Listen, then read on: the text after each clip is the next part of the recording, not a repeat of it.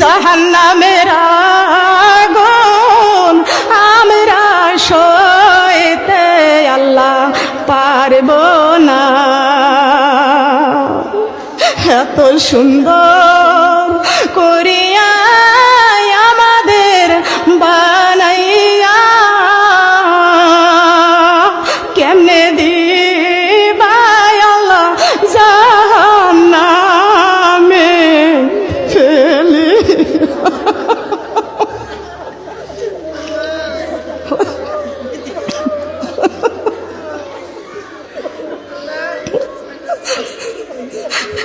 কেমনে দিবা আল্লাহ জাহান্নামে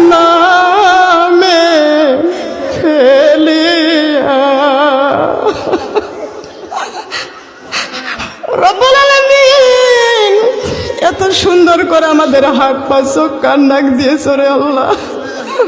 আয় আল্লাহ, তুমি যাচাই করে বাছাই করে পছন্দ করে তোমার বান্দারে বানাইছো, তোমারে কি জাহান্নামে দিতে মায়া লাগবে না রে আল্লাহ? মাবুদ রে, আমার ভেড়া মারার মা বোনদেরকে নিয়ে হাত বাড়াইছি।